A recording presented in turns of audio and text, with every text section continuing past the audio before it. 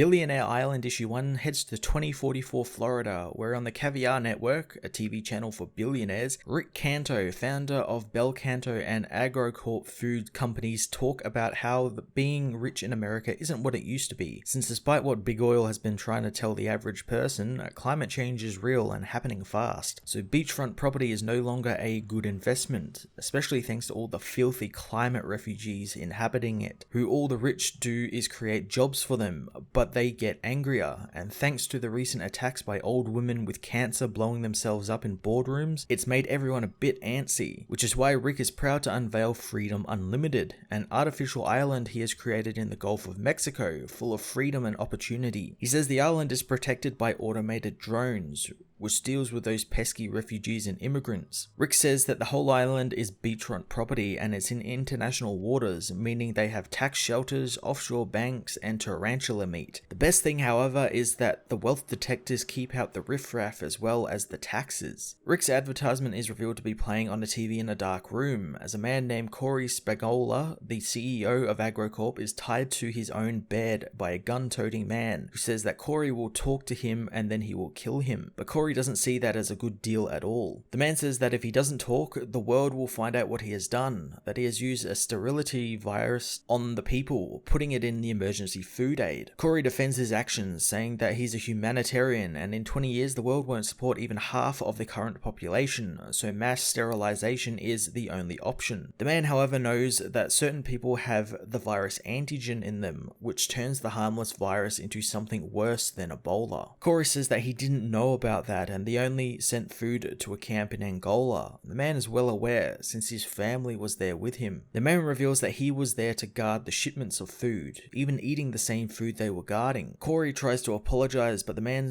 angrily wants to know what his defense is against sterilizing white people. Corey says that the bright side is that he didn't have the antigen, but the man reveals that his wife and son did, meaning he had to both watch them die in his arms. The bodies were burned along with thousands of others who were also infected. And he says that once the world finds out what he did, his name will be destroyed, his children will change their names, and his grandchildren will never know who Corey Spagnola was. Corey isn't the man's real target, however, and he wants him to tell him where his boss Rick Canto is. The TV answers the man's question, leading him to learn that Rick is on Freedom Unlimited. Before leaving, the man intends to do some beta testing of his own, retrieving a pack of the infected food he intends to feed to Corey. Elsewhere, Rick is met by Shelley Bly, a reporter from the Miami Herald. Rick wasn't sure that reporters still existed, but Shelley gets to work, asking him about why he wanted to buy AgroCorp, being from a social media company background. Rick says that the world wants social media, but it needs food, and when you become rich enough, you start to realize what actually matters about the world. As he continues to talk, his robot interrupts the interview, alerting him to the death of Corey Spagnola, the CEO of AgroCorp. Rick ends the interview, heading to an elevator as Shelley asks questions about the food program in Angola, prompting Rick to invite her along to Freedom Unlimited. Flying a shuttle to the island, Rick talks about how you feed 10 billion people when the world's water is drying up. He says that he has designed innovative programs to bring the world back into balance by increasing the food supply,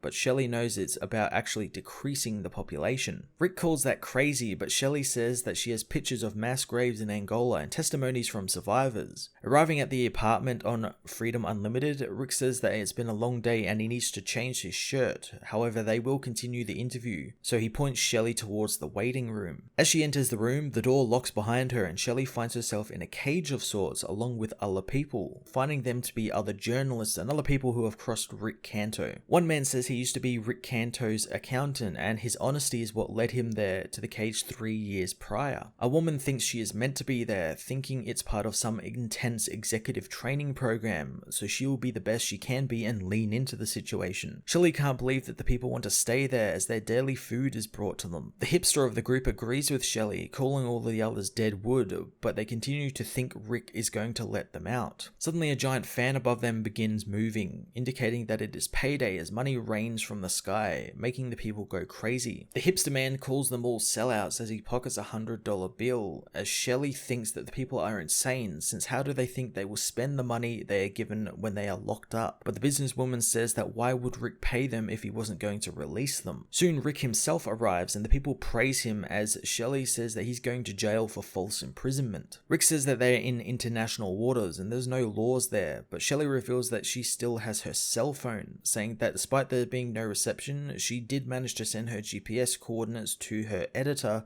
when she arrived. Rick isn't too worried about that since they are over 100 miles away from that location now thanks to the island moving. The actual coordinates to the island are only ever given to those rich enough to live there, and no one is going to find her. In Miami, the mysterious man impersonates Corey Spangola to get a pickup from Freedom Unlimited, giving him access to the Billionaires Island. Billionaire Island issue 1 was yet another hilarious and meta comic from the always fantastic Mark Russell and Steve Purr. I absolutely love the savage satire that the story is dripping in, and it's wonderfully propped up by Steve's art, depicting the everyday climate-ravaged world as kind of bleak and dark and full of alligators, while Freedom Unlimited is sunny and bright and offering a spark of hope, but only to those who can afford it. It was a fantastic look at how things like trickle-down economics works in favor of the rich, and how if you have the money, you can literally get away with anything. I'm really excited for this series, especially since Mark Russell has said that he's using some of the elements from his cancelled Prez book from DC in this, so I'm intrigued to see what he'll do with this satire. I'm going to give this issue a 10 out of 10.